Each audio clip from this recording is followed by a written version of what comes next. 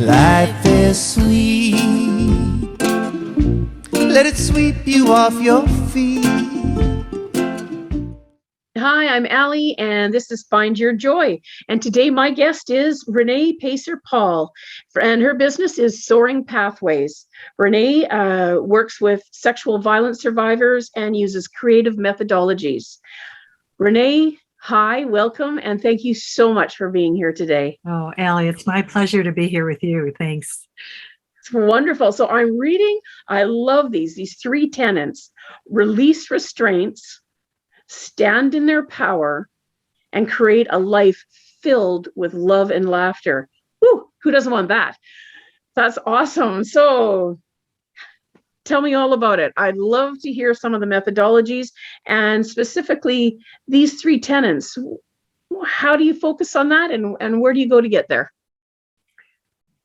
Well, they all came out of my own healing journey. I come to this work because of personal experience, combined with my history as a teacher and a trainer, and someone who just loves being with people and helping them. So this should be a notice of a trigger warning for some of your guests. Okay. What happened to me a number of years ago was a stranger broke into my home in the middle of the night, woke me from a sound sleep with a knife at my throat, and said, "Don't scream or I'll kill you." I did scream, and I fought him. He stabbed me. I stopped fighting, and he raped me. And then the journey that I undertook from that point on was ultimately what led me to start to do this work and reach out to help other people who've experienced sexual violence in various forms, and to realize that no matter how horrific an experience you've had, it doesn't have to define you, that you can still leave behind what made you a victim at that point, then became a survivor, and change all that into having a life where you can thrive. Yes. Wonderful. That's my go-to these days is thriving trumps surviving. Absolutely. Yeah. So part of your healing journey then, you went after this, and I'm very sorry to hear that happened to you. I'm a survivor and thriver myself, and that's basically what my book was born out of. So for you in your journey, the early days, where did you first start to seek help and healing? How did that start for you? Well, one of the tenets that I wrote about standing in your power actually happened the same night. I went to the emergency room, and there were two mantras essentially that I kept repeating over and over again while I was there. The first one was, and you'll have to excuse the language, but it's a direct quote, "I'm not going to let this bastard ruin my life." Yes. And the second one was, "Could we speed this up, please? Because I have a plane to catch." Oh my gosh. I had a 2-week trip to Europe. The flight that was leaving that same afternoon, just a few hours after that happened. And I got on that plane. Wow.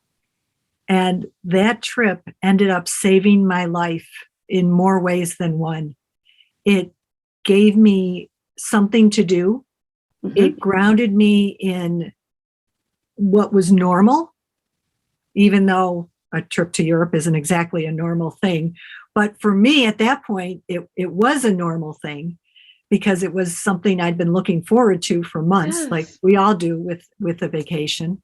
Yes. And he broke in again while I was there. So had I not been on that trip, I would have been back where I was in my home when he came back again. Oh my gosh. So how did it turn out that you knew that he had done that? Was he apprehended? ultimately he actually broke in a third time. And the neighbors were on high alert. So they realized that it had happened. And ultimately he was caught. He was a serial rapist. So he was caught running away from the home of another woman's house. Oh my gosh. As well. Wow. So I ultimately became one of the rarities of having the person who did this to me get caught, get convicted, and get put in jail. And that's empowering. Yeah. Yeah. So another one of those tenets too, especially about standing in your power, happened one of the days while we were in court. I'd gone to court countless times over endless motions that were being filed by his defense attorney. And on one of those occasions, he turned around and stared at me. And I stared back. Wow. I didn't blink. I didn't budge. I didn't back down. And when the look was finally broken, it was by him. The next day, the assistant district attorney called and told me that he was accepting the plea, he being the person who had done this to me. Yes. This is a plea that had been offered to him countless times before, and he repeatedly refused it. But after that had happened, he accepted it. Right. He still thought he could break you. Yeah. And I showed him just the opposite. Right. Wow. You're a very strong woman. That's amazing. And it seems to me, it's interesting when I think about trauma and experiences, quite often when a traumatic event happens, there can be different ways that we experience it, depending, and a lot of it can be, where does it land? Who were we when this event occurred? Had we already experienced these things? Were we already in a rough place where we weren't able to process things and didn't feel great about ourselves? And so if I was, reading this and didn't know anything, which is basically what's happening right now, I suppose, I would say that happened to a very strong woman who had some stuff together already. Am I hearing that right? Yes and no. Yeah, okay. Because there was still a lot of things that weren't easy for me to do. And yeah, a lot of things that I did not know how to deal with well. I did end up going to counseling, something I'd never done before. It never felt like I needed to or had a reason to. Spend a lot of time in shame and blame and guilt. A lot of times. There was all that second guessing about why didn't I find a way to keep the windows locked so that he couldn't raise the window and climb. Right. Why didn't I have pepper spray under my pillow so that I could have fought him off? All those scenarios kept playing over and over again. And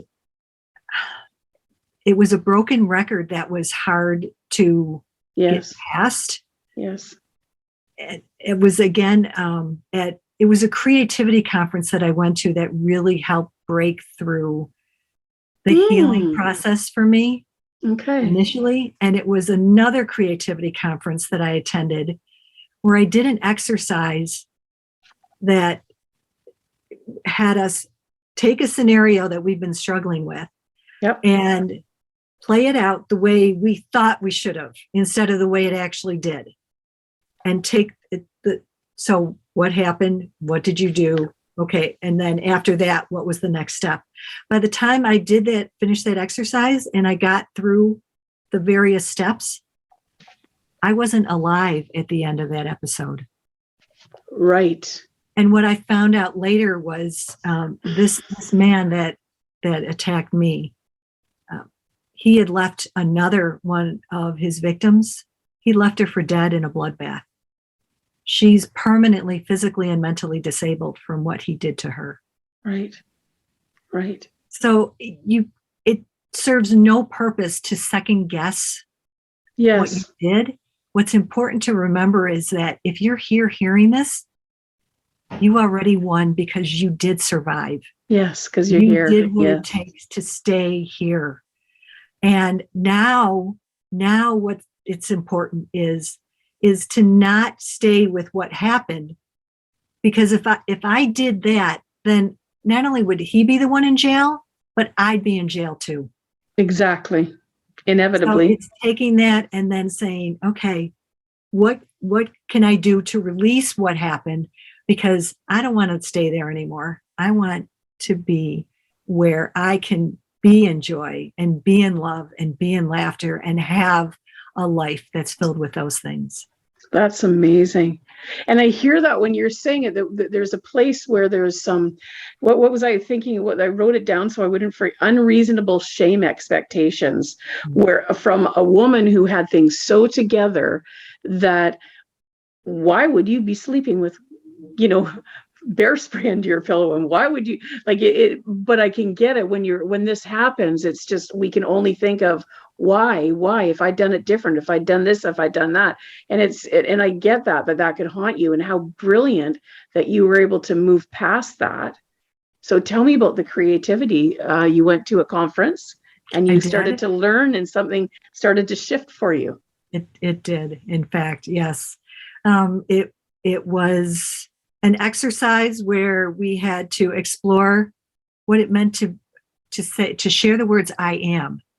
And it started off really basically, I'm a woman, I'm a trainer, I'm a volleyball official, I'm a pet lover. And then we were challenged, dig deeper. And it was about 50 I ams in when I was finally able to say I'm a rape survivor, because before then I couldn't use that R word. Yes. I was attacked. I was assaulted. I couldn't bring myself to say that had happened. I couldn't watch shows that depicted that happening to other people, much less talk about it publicly, or then even go beyond that to helping others deal with what happened to them. And then that exercise, before we'd gotten into that, the ground had been laid with physically doing a mandala of artwork. And that started opening doors. And it was during that session, the floodgates opened for me, physically and spiritually. And it was from that point on that I really felt my deep healing began. And I was a creativity convert. I'd gone to over 20 years worth of creativity conferences, more than one a year, typically in more than one country. But the tools that I've acquired along the way, and it was through going to one of those conferences that I was exposed to laughter yoga. So I am now a certified laughter yoga leader. Yes, that's a real thing. And laughter is so incredibly healing on so many levels. It provides so many benefits. And one of the best things about laughter is you don't even have to believe it for your body to reap the benefits from it. If you can just start laughing, yes, your body doesn't know the difference, and you get all the endorphins and all the great things from it, even without that. That's beautiful. So I'm really curious about that. I have seen a few different things lately. I have never myself tried laughter yoga. So I would love for you to walk me through, if I come to a class, or I guess it's online these days, but if I come to a laughter yoga class, what am I going to see? What's it going to look like? Well, you're going to see a series of exercises that Okay. induce you to just start laughing. And if it's with a group, of course, that's all the better, because Yes, laughing is contagious. So absolutely. it's easy to start laughing when others are laughing around you. One of the most classic exercises is a laughter milkshake. Oh, okay. So I'm ready. when you make a milkshake, you've got that great metal cup that, Yep. does all the stirring. Well, we got a couple of those cups because we're going to shake up some laughter here. So there's laughter in this cup, and we're going to pour it over there, and then we're going to pour it back over there, and then we're going to pour it back over here once more, and then we're going to drink it. See, already. Since we just drank all this laughter, Oh, it just comes right out of you. that's awesome. Oh, that's so joyful. And I that happened very naturally. I didn't, it just made me laugh when I went to go drink it. It just made me laugh. That's lovely. Perfect. Oh, that's lovely. And you're so right. I mean, I know that for myself, even in very dark times, when I've found some twisted humor in the midst of it and just started laughing at something, it just sometimes in the sheer insanity of it all can just do you, and it just lifts up and it starts to bubble, and it can start sometimes for me, I've noticed, as a more of a nervous thing. There's a couple of us and we're sort of nervously, and all of a sudden we're really full belly laughing, and it turns rather hysterical, and then all of a sudden it feels joyful. It's like my husband and I, we've been in arguments before, and then we both kind of like, I literally have said to him, I don't remember why I'm mad. And he smiles at me. I said, no, you need to tell me, because I can't remember right now. It's just, and then we would just burst into laughter, right? And it's just, I mean, it makes no sense that anyone would say that, but if you have a brain injury, that you're wondering these things sometimes, because I've forgotten. But I can see how that would be a beautiful practice to do with intention. Mm-hmm. That's lovely. Well, one of the most powerful things that happened to me the night of that assault and that attack, that stabbing, that rape, did happen at the hospital, above and beyond what I'd already shared. After all the questions were asked and the evidence was gathered and the tests were done, I finally was allowed to use the bathroom. Oh, gosh. Yes. So after I went, I couldn't figure out how to flush the toilet. There was no button, no knob, no lever. Oh, finally, I look around and I see a pedal on the floor. Must be it, right? I stepped on it, and this shower of water sprayed all over, soaking me. It was a bidet? And I started laughing. I laughed so long and so hard. The nurse rushed in because she thought I'd lost it. Yes. And I lost the horror of what had happened to me just a few hours before. In that moment, I was able to have that release. And I vividly remembered thinking, if I can laugh, I'm going to end up being okay. Yes. That's beautiful. I love that happened for you, that you had your, I don't know what, your urinal shower of sorts. But it did. No, it was a clean shower moment. Yes, a clean shower moment. I think too, when you're saying it, what I'm hearing over and over is that there's a way that even though there was places in you where you questioned yourself, it seemed like it landed on there was a place in you that knew that you had to do certain things to be okay. And you made sure that you did them. And that's really powerful. I find I said it earlier, in trauma in general, it's sort of where it lands. How do we see it? Something happens and it's really, really hard. Where do we go with it? Where do we choose to walk that out? Do I choose to walk that out from a a deep victim place where, you know, I'm now ruined and I can't do anything anymore? Or do I take it from a place where I make sure I go to the hospital, I make sure that I'm safe, I burst into laughter when I go into my shower, my accidental shower, and then I take myself to the airport and continue on my trip? Wow, that's powerful. That's powerful. Oh, so tell me what you do in your practice. So A little bit of whatever you want to share. Yeah. So some of the things that we've already talked about, you know, using things like laughter yoga. Yes. I'm also a Lego strategic play facilitator. Ooh. So because there are things that happen when you use those little bricks and blocks, you know, it finds a way to help you tell what's inside of you that words and thoughts don't necessarily access. So it's using that, using art, and no, you don't have to be Picasso or Matisse or any of those. Exactly. folks. Thank you for that. It doesn't matter. But also just dancing. And again, you know, you don't have to be Fred Astaire or Ginger Rogers. Probably dating myself by using those names. I knew exactly. We both knew who you were talking about.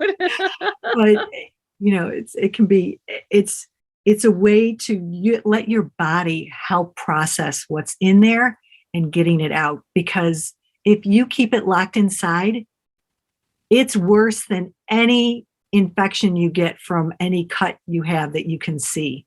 Right. It's harder to heal because nobody from the outside knows it's there. Yeah. But if you keep it locked inside, that's what's going to poison you. It's actually one of the reasons I wear these wings. These are my dad's actual wings from the Air Force in World War II. Oh my gosh.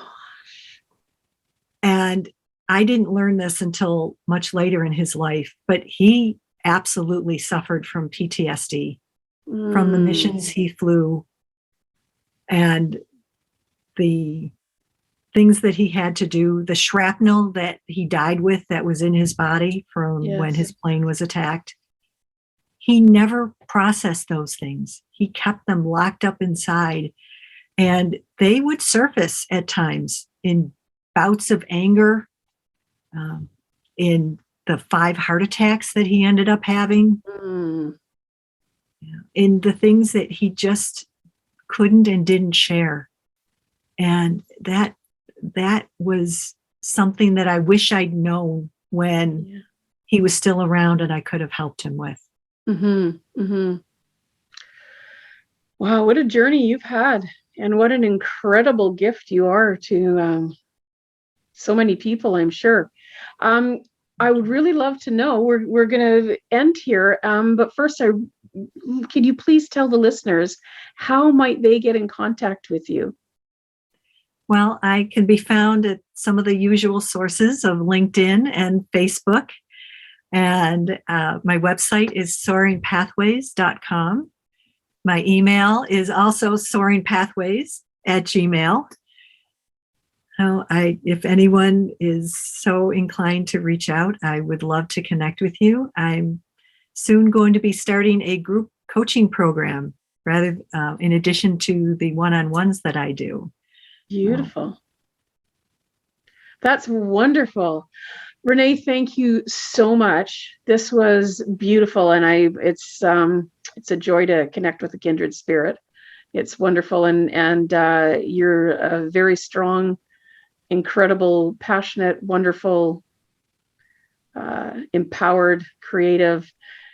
You're a very lovely woman, and I'm very honored to have met you today. So that is Renee Paser-Paull and soaringpathways.com. Please do get in touch with her. I'm sure that you're going to be blessed with her, as I have been today. And I'm Allie, and this is Find Your Joy, and thanks so much for listening today. Thanks so much for joining me today. If you found a piece of your joy in this episode, I would love to hear about what came up for you so that we can continue to grow the impact of this show. Thanks again. See you soon. And remember, find your joy.